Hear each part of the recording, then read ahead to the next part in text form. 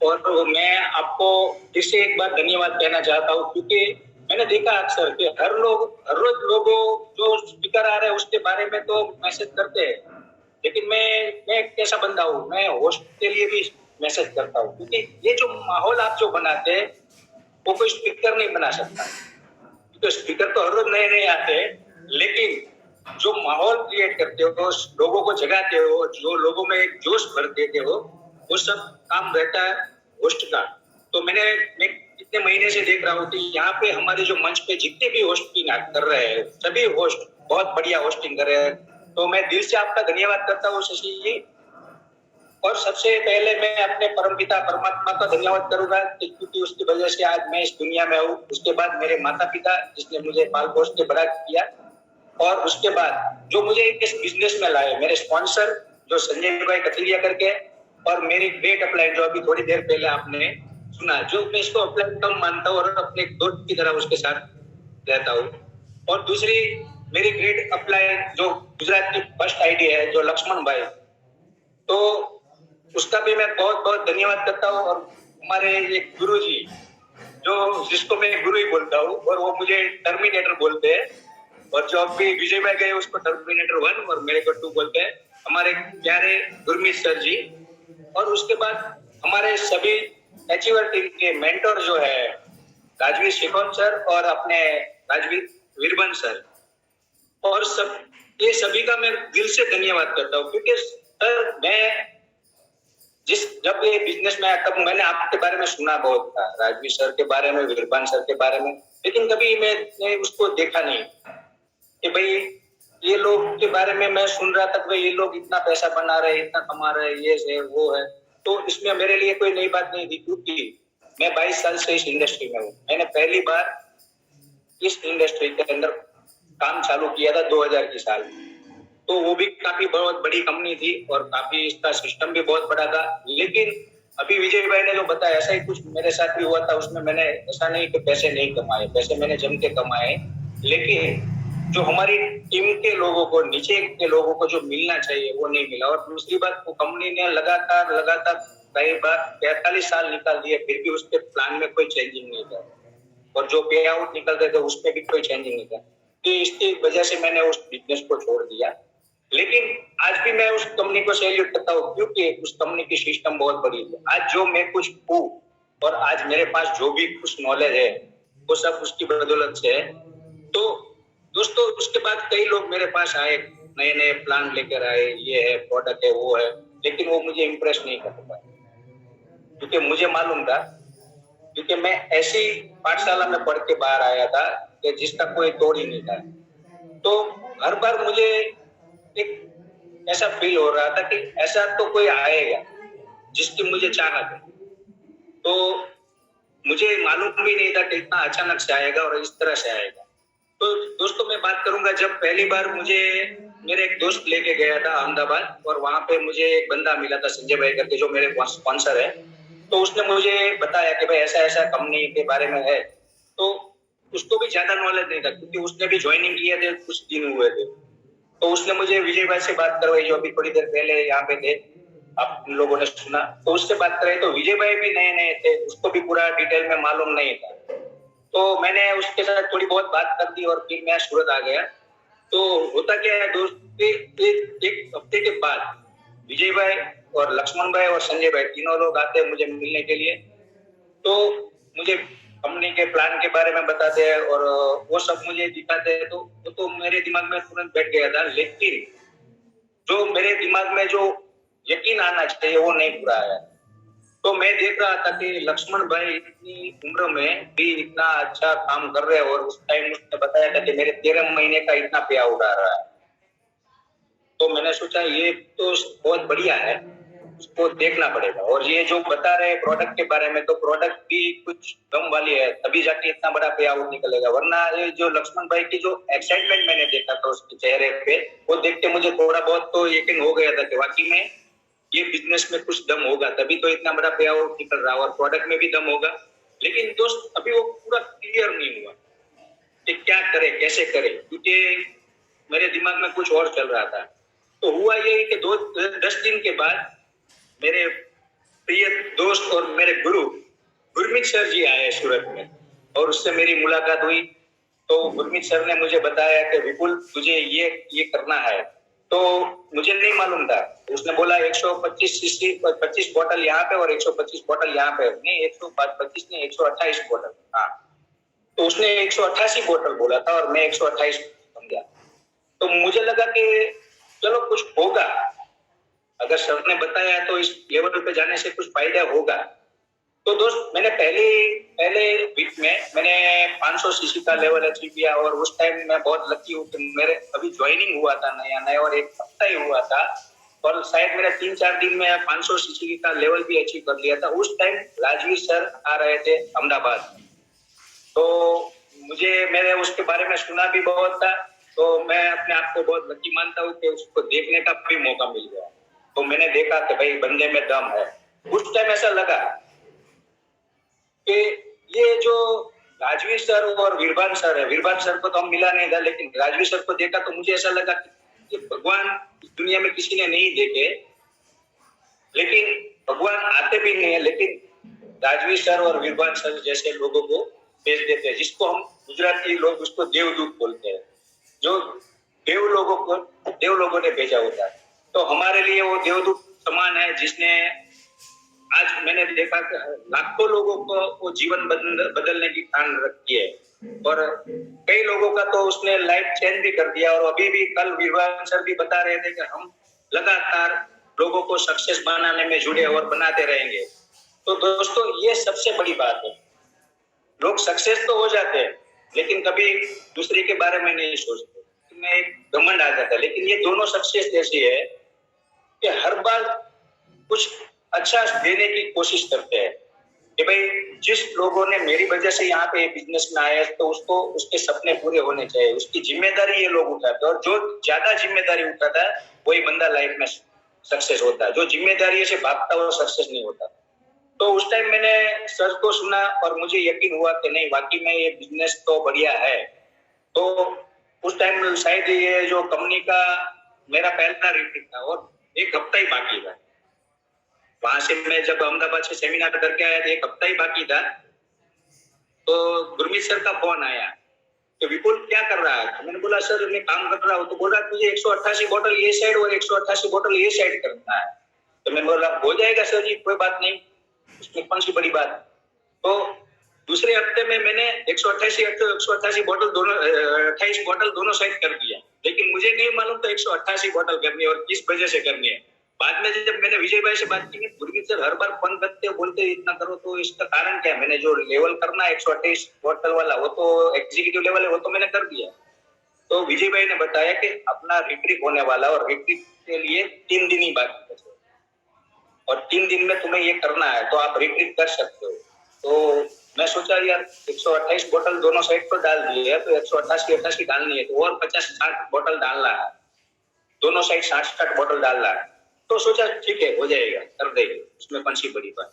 आप लोग यकीन नहीं करोगे दोस्तों, पहले दिन तो ऐसे ही गुजर गया, बाकी का 2 दिन में, और उसमें भी लास्ट टाइम 12 बजने में 15 मिनट बाकी था और मैंने अपना रिट्रीट खत्म कर दिया, क्योंकि मैं पावर हाउस से पावर लेके आया था, राजवीर सर को सुन के आया था, तो वो जोश था मेरे, तो जो नहीं होने वाला था वो मैंने कर दिया।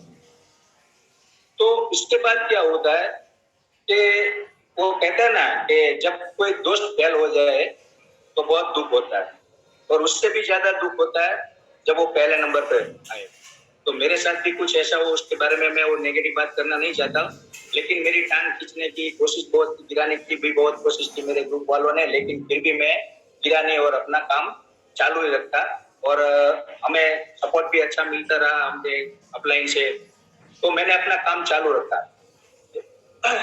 उसके बाद हमारा सेमिनार लगा था वीरभान सर का सूरत में, तो उसको भी हमने सुना और मैंने देखा कि भाई ये बंदे में दम है, अगर ये इतनी नीचे लेवल से लेके इतनी ऊंचाई तक जा सकते हैं तो हम भी क्यों नहीं जा सकते। तो एक जो अभी विजय भाई ने बताया वो बिलीव आ गया, वो बिलीव की वजह से आज हम यहाँ पे टिके हैं और अपना काम कर रहे हैं।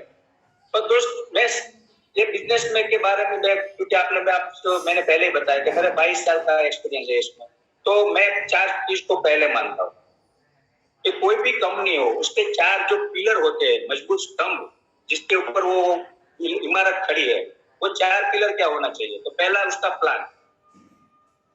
तो मैंने ये कंपनी में ये भी देखा कि भाई प्लान तो बहुत बढ़िया है। दूसरा उसका प्रोडक्ट के बारे में मुझे बताने की जरूरत नहीं है क्योंकि आज पूरे इंडिया में नहीं, दुनिया में भी इसका प्रूव हो चुका है। तो उसके बाद का जो है वो है सिस्टम। ज्यादातर कई कंपनी में क्या होता है, प्रोडक्ट अच्छी होती है, प्लान अच्छा होता है, लेकिन सिस्टम अच्छी नहीं होने की वजह से इंसान आगे नहीं बढ़ पा रहा। या तो कोई बंदा है जो अपने दम पे काम कर लेता है, बाकी सब होता नहीं है। लेकिन ये जो हमारे अचीवर ग्रुप जो अभी चला रहा है, ये जूम मीटिंग, बाकी में काबिले तारीफ है। ऐसा कहीं भी मैंने नहीं सुना अपनी 22 साल की कैरियर में, ऐसा कहीं मैंने नहीं सुना कि इतना अच्छा काम कर रहे हैं, और वो भी लगातार एक दिन भी रुके बिना। और इसको हैंडल करना, मेंटेन करना बहुत बहुत हिम्मत वाला काम है, जो हमारे दोनों मेंटर कर रहे हैं और हमारे अचीवर टीम के कई लीडर इसमें सपोर्ट भी कर रहे हैं। तो ये भी अच्छा मैंने देखा।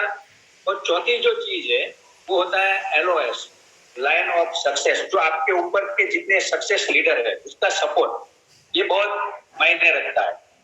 तो जब मैं राजवीर सर और विभान सर को मिला तो ये भी मेरा क्लियर हो गया। गुरमीत सर तो ऑलरेडी हमारे सपोर्ट में है, तो ये भी क्लियर हो गया। तो मैंने सोचा कि भाई अभी ये कंपनी में काम करने में कोई झिझक नहीं होगी, क्योंकि जो मेरे में जो डाउट है कि ये 4 कंप्लीट होना चाहिए वो मुझे मिल गया। तो मेरी जो खोज थी, जो अच्छी चीज ढूंढने की, जो अच्छी कंपनी, वो मेरी यहाँ पे आके खत्म हो गई। और प्रोडक्ट का भी मैंने बहुत सारे रिजल्ट लिए और धीरे धीरे मेरा काम बढ़ता गया। लेकिन आज दोस्तों मैं अभी, मेरा इतना कोई बड़ा लेवल नहीं है कि मैं आप लोगों को इसके बारे में टीच कर सकूं, लेकिन एक्सपीरियंस में मैं काफी बड़ा हूँ। तो अगर आपको मेरी बात अच्छी लगे तो अपने लाइफ में उसको उतार के उसमें काम पे लग जाओगे तो शायद काम आ जाए। क्योंकि मैं ऐसी सोच रखता हूँ कि मैं कभी नहीं ऐसा देखता कि ये मेरी डाउन लाइन है उसको हेल्प करूँ तो मुझे फायदा होगा, और ये मेरी क्रॉस लाइन है तो उसको मैं क्यों हेल्प करूँ, ये मेरी अप लाइन है तो उसको मैं क्यों करूँ। ऐसी सोच वाले कभी इंसान सक्सेस नहीं होता। वो कहते हैं ना, छोटी सोच और पेट की मौज कभी इंसान को आगे बढ़ने नहीं देती। तो जिन लोगों के अंदर ऐसी सोच होती है वो कभी आगे नहीं बढ़ते, चाहे वो कोई भी लेवल पे हो। तो ज्यादातर मैंने देखा लोग ज्वाइनिंग तो बहुत करते हैं। हमारे गुजरात में आपको मैं बताऊं तो आपको यकीन नहीं होगा कि यहाँ पे मेरा जो ज्वाइनिंग रेशियो बहुत बढ़िया है। मैं 10 लोगों को बताता हूँ तो कई लोग मुझे पूछते हैं कि भाई आपका रेशियो कितना आता है, तो मैं उसको बताता हूँ 9.5 का। तो ये वो सोचते रहते हैं 9 या 8 या 10, ये तो मैं समझ में, ये 9.5 का क्या होता है। मैं उसको बताता हूँ दोस्त, 9 लोग तो जुड़ जाते हैं, लेकिन जो 10वां बंदा है जिसने मना किया वो सोचता तो है अरे मैंने गलती कर दी मना करके, तो इसका रेशियो इतना बढ़िया आ रहा है। लेकिन तकलीफ दिक्कत कहाँ होती है, लोग जुड़ जाते हैं, एक्साइटमेंट में आके काम भी करना चालू कर देते हैं, लेकिन 1-2 दिन में उसकी एक्साइटमेंट की हवा निकल जाती है। क्यों? क्योंकि लोग जो अपने कंफर्ट जोन को तोड़ नहीं पाते। वो कल बिरबल सर ने भी बताया था, तो लोग अपने कंफर्ट जोन को तोड़ नहीं पाते, और कंफर्ट जोन के नहीं तोड़ पाने के कारण वो आगे नहीं बढ़ता। और कई लोग कंफर्ट जोन तोड़ने की कोशिश भी करते, तो कंफर्ट जोन के बाद आता है फियर जोन। आपने देखा होगा, अगर हम पहली बार साइकिल चला रहे या कोई बाइक सीख रहे थे, तब क्या होता था, हम कंफर्ट जोन से बाहर आके एक बार अपने पर खुद पे भरोसा करके हम गाड़ी चलाना या साइकिल चलाना सीख रहे थे, तो धीरे धीरे करके हमारा बिलीव सिस्टम, जो हमारा यकीन है, वो बढ़ता जाता है और हम धीरे धीरे साइकिल या बाइक सीख जाते हैं। तो उसके बाद क्या होता है, हम फियर जोन में एंटर हो जाते हैं। फियर जोन तो जो हमें डर लगता है मैं गिर जाऊंगा या किसी पेड़ से टकरा जाऊंगा या कहीं खाई में गिर, तो वो डर निकल जाता है। फियर जोन से जब बाहर आ जाता है तो लोग प्रोग्रेस जोन में चले जाते हैं, वहां पे उसकी तरक्की होती है। पर यहाँ पे क्या होता है, ज्यादातर लोग अपना जो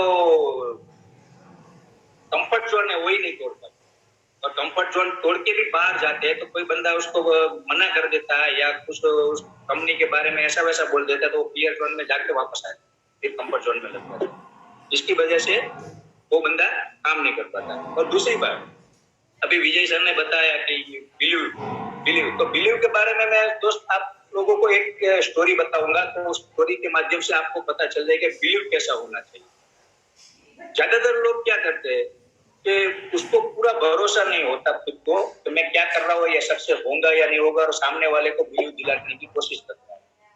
तो वाकई में वो कभी बिलीव उसको नहीं दिला पाएगा, क्योंकि उसको खुद को भी कॉन्फिडेंस नहीं। तो मैं एक स्टोरी बताना चाहता हूँ। एक पर्वतारोहक होता है जो पहाड़ पे चढ़ते हैं ना, जिसको हम माउंटेनियर बोलते हैं। तो पहाड़ के ऊपर चढ़ाई कर रहा था और पहाड़ पे बहुत सारी बर्फ गिर रही थी, बहुत बारिश हो रही थी पहाड़ पे। तो काफी ऊंचाई पे पहुंच गया था और उसने एक बार नीचे हिम्मत करके नीचे भी देख लिया, तो उसने देखा बहुत गहरी खाई है और मैं काफी ऊपर आ गया हूँ। तो जब वो चढ़ाई कर रहा था उस टाइम उसका क्या हुआ, उसका पैर फिसल गया और उसके हाथ छूट गए। तो ऊपर से वो गिरने लगा, नीचे आ रहा था। तो उसने मौत को सामने देख रहा था, तो उसकी आंखें बंद हो गई, नीचे देखने की हिम्मत नहीं हो रही और उसके हाथ ऊपर ऐसे लगे हुए थे। तो नीचे गिर रहा था तो अचानक उसके हाथ में कुछ आ गया और उसने पकड़ लिया। तो पेड़ की डाली थी, उसने पकड़ लिया, लेकिन उसकी हिम्मत नहीं हो रही थी नीचे देखने की, क्योंकि उसको मालूम था मैं कितनी हाइट पे आ गया और गहराई भी बहुत है। तो उसने ऊपर ऊपर आकाश में देख रहा था कि ऊपर बर्फ गिर रही है और क्या होगा। तो वो बंदा एकदम नास्तिक था। उसने जिंदगी में लाइफ में कभी भगवान को पे यकीन नहीं करता किया था, कभी मानता ही नहीं था। वो मानता था एक भगवान जैसी कोई चीज है ही नहीं। तो उस टाइम उसको भगवान याद आ गए। तो वो दिक्कत में था। तो उसको ऐसा लगा कि सब लोग बोलते हैं कि भगवान है, तो आज मैं चेक कर लेता हूँ, अगर वाकई में भगवान है तो मुझे बचाने जरूर आएंगे। तो उसने भगवान को याद किया और बोला, है भगवान, अगर आप वाकई में है तो मुझे बचा लो। तो भगवान को लगा साला ये कभी याद नहीं कर रहा था, गलती से रॉन्ग नंबर तो नहीं लग गया। फिर भी उसने सोचा चलो मेरे पर भरोसा किया है तो मुझे जाना था। जैसे हमारे राजवीर सर कहते हैं कि जिन लोग उन पे भरोसा करते हैं तो वो डेफिनेटली जाते हैं, उसको मिलते हैं। तो भगवान ने भी भरोसा करने वाले पे के लिए उसने गए, भगवान ने बोला बोलो क्या काम। भगवान तो देख रहे थे सब क्या हो रहा है, फिर भी उसने पूछा बोलो क्या काम है, आज मुझे याद किया। तो बोला हाँ भगवान, अगर आप मुझे बचा लोगे तो मैं पूरी जिंदगी में आपके नाम की माला जपूंगा, आपको याद करूंगा और आपकी पूजा पाठ करूंगा। तो भगवान ने ठीक है मैं बचा लूंगा, लेकिन तुझे मुझ पर भरोसा है? हाँ हाँ क्यों नहीं है, क्योंकि उसको मरता क्या नहीं करता। उसने बोल दिया हाँ मुझे भरोसा है। तो भगवान बोला आज छोड़ दो। ऐसा बोल के भगवान अदृश्य हो गए। तो वो बंदा सोचने लगा ये मारना है या बचाना है, मैं यहाँ पे मरने जा रहा हूँ और ये हाथ छोड़ने की बात करता है। कभी कभी हमारे साथ भी ऐसा होता है, जब अपलाइन कुछ बोलते हमें लगता है कि ये, लेकिन उसको मालूम है ऊपर बैठा वो हमारे भला ही चाहते। तो भगवान ने उसको बोल दिया हाथ छोड़ दो, लेकिन ये बंदा हाथ नहीं छोड़ पाया और वहां पे लटकते लटकते बर्फ के ठंडक के कारण वो मर गया। तो सुबह गांव वाले नीचे से गुजर रहे तो उसने देखा कि कोई पेड़ पे लटक रहा है। तो वो जमीन से सिर्फ 10 फुट की ऊंचाई थी, लेकिन उसने हिम्मत जताई नहीं नीचे देखने। और दूसरी बात, उसने भगवान पे तो भरोसा नहीं किया, लेकिन खुद पे भी यकीन करके अगर उसने नीचे देख लिया होता तो बंदा मरता नहीं, जिंदा रहता। तो कई लोगों के साथ भी ऐसा होता है कि अपलाइन पे भरोसा नहीं है या सिस्टम पे भरोसा नहीं है, प्रोडक्ट पे, वो सर आ जाए, वो आगे काम करते करते वो भरोसा आ जाएगा, लेकिन जिस पे भरोसा नहीं है उसको भगवान भी नहीं बचा पाएगा। तो सबसे पहले अपने आप पे भरोसा करना सीखो। जब आप खुद पे भरोसा करोगे कि भाई हाँ मैं इस बिजनेस में आया हूँ तो वाकई में मैं सक्सेस हूँ, होने वाला हूँ और मैं सक्सेस हूँ, अगर ये यकीन आ जाए तो बाकी में आप दूसरे को भरोसा दिला पाओगे। लेकिन यहाँ पे क्या होता है, ज्यादातर लोग ऐसा सोचते हैं कि अगर ये बंदा मेरे ग्रुप में आ जाए ना तो मेरा काम हो जाएगा, वो हो जाएगा तो ये हो जाएगा, ये अगर ये 10 प्रोडक्ट खरीद लेगा तो मेरा इतना सीसी हो जाएगा। जब आप ऐसी सोच लेके जाओगे तो वो नहीं जुड़ेगा। अगर आप ऐसी सोच लेके जाओगे कि मैं अगर इस बंदे को इस बिजनेस में ला दूं, अगर ये बंदा इस बिजनेस में आ जाए तो उसकी भी लाइफ चेंज हो जाएगी और उसको भी बहुत बढ़िया मिलेगा। जब ऐसी सोच लेके जाओगे तो वाकई में वो बंदा आपसे जुड़ेगा, क्योंकि देने वाले का हाथ हमेशा ऊपर रहता है और लेने वाले का हाथ नीचे होता है। लेकिन हम क्या करने जाते हैं, आईडी की भीख मांगने जाते हैं, आ जाओ ना भैया, बहुत अच्छा बहुत अच्छा बहुत अच्छा काम करते हैं, ऐसे काम नहीं हो। और दूसरी बात मैं बताना चाहता हूँ दोस्तों कि लास्ट टाइम जब हमारे सर आए थे अहमदाबाद, जो एलटीबी किया था उसने, तो पहली बार जब मैं उसको मिला था राजवीर सर को, तो उसमें 50 लोग ही थे, लेकिन दूसरी बार जब हम मिले थे तो एलटीपी में 150 से ज्यादा लोग थे। तो हमने उस टाइम राजवीर सर को एक कमिटमेंट दिया था कि अगली बार जब आप अक्टूबर में आओगे तो सर हम 500 लोगों की टीम बिठाएंगे, क्योंकि ये हमारा बिलीव है, हमारा यकीन है, हम भरोसा करते हैं और हम लोगों को भरोसा देते हैं। तो वाकई में हम गुजरात वाले पीछे हटने वाले नहीं, अभी तो हमने स्टार्ट किया और आगे बहुत जाएंगे। तो दूसरी बात बताना चाहूंगा दोस्तों कि ये जो मैंने आपको 4 पिलर के बारे में बताया वो तो सही है और कोई डाउट नहीं है कि कंपनी में ये प्रोडक्ट या इसकी सिस्टम या इस जो हमारा जो ग्रुप है कि इसमें हम सक्सेस नहीं हो, 100% सक्सेस रेशियो है। लेकिन कोई बंदा अगर सक्सेस नहीं हो पा रहा है तो उसका रीजन भी वो खुद ही होगा। मैंने कई बार देखा है कि जो कई लोग ऐसे होते हैं कि वो डाउन लाइन के नीचे देखते रहते हैं, वो अपना मोबाइल खोल के बार बार देखते रहते हैं कितना सक्सेस मिला, ये साइड कितना मिला। जब क्लोजिंग होता है तभी वो डाउन लाइन को फोन करता है कि भाई तुम्हारा कैसा चल रहा है, क्या है, कैसा है, बाद में बोलता है कितना डाला, उसका बिजनेस कभी नहीं आगे जाएगा। क्यों? क्योंकि वो हर बार किसी के बारे में सोचता है मेरी डाउन में कितना बिजनेस आ रहा है वो, लेकिन मेरे डाउन में कौन से बंदे ऐसे हैं जो काम कर सकते, उसको क्या जरूरत है, उसको सपोर्ट की क्या जरूरत है, वो सपोर्ट देना चाहिए। लेकिन ज्यादातर लोग क्या बोलते हैं, उसका अच्छा चेक आना चालू हो जाता है तो उसको लगता है मैं तो कंप्लीट हो गया, अब वो अपने तरीके से काम करेगा। नहीं, ऐसा नहीं होता। वो नया नया है, उसको मालूम नहीं है, गलती भी करेगा और कंफर्ट जोन से बाहर भी नहीं आएगा, तो उसको कंफर्ट जोन से बाहर लाने का काम किसका होता है? हमारा होता है। उसको कंफर्ट जोन से बाहर निकालो, उसके सपने, आपने जो प्लान दिखाने गए थे, सपने के बारे में बताया होगा, पैसे के बारे में बताया होगा, यकीन दिलाया होगा, तो यकीन को यकीन में रहने दो। उसका बिलीव सिस्टम है वो आपके ऊपर, वो भरोसा रहना चाहिए। उसके लिए आपको क्या करना पड़ेगा, जब तक वो बंदा एक अच्छे लेवल पर ना पहुंचे तब तक आपको उसको सपोर्ट करना चाहिए। मैं ऐसा नहीं कर रहा हूँ हर वक्त उसको गोद में लेके चलते फिरो, लेकिन उसको देखते रहो वो कहाँ पे गलती कर रहा है, क्या कर रहा है, उसको जरा ट्रीट करो, तो वो वाकई में वो बड़ा काम कर सकता है। लेकिन ज्यादातर लोग क्या करते हैं कि अगर कोई थोड़ा बहुत गिरा पड़ गया, काम नहीं कर रहा तो उसको छोड़ के दूसरे से लेके तीसरे को करते, चौथे को करते, ऐसा करते रहते हैं। तो वो सोचते हैं मेरा चेक तो बन रहा है, लेकिन भैया ये चेक आपका इतना ही बनेगा, इससे ऊपर नहीं जाएगा, क्योंकि आप जितना आपकी जितनी सोच है ना उतना ही आपको पैसा मिलेगा। मैंने पहले ही बताया ना, छोटी छोटी सोच और पैर की मौज इंसान को कभी आगे बढ़ने नहीं देती। तो ऐसी छोटी छोटी सोच रखने वाले कभी अपने लेवल के ऊपर नहीं जा सकते। पर कई बार मैंने ऐसे बंदों को भी देखा है, वो आपने सुना होगा कि एक शादी का घोड़ा होता है और एक रेस का घोड़ा होता है। तो कई बार ऐसा ग्रुप में भी ऐसे आते हैं, नहीं आते ऐसा नहीं है कि जो रेस का घोड़ा अगर उसको रेस में उतारोगे तो वो अपना काम चालू कर देगा और दौड़ने लगेगा। लेकिन अगर गलती से कोई शादी का घोड़ा हमने ले आए और उसको रेस में उतार दिया तो क्या होगा, थोड़ा बहुत दौड़ेगा, चलेगा, फिर रुक जाएगा। तो जब वो अपने उसके सामने जाके डांस करेगी, नाचेगी, तब जाके वो थोड़ा चलेगा। तो उसको हम बोलते हैं शादी का घोड़ा।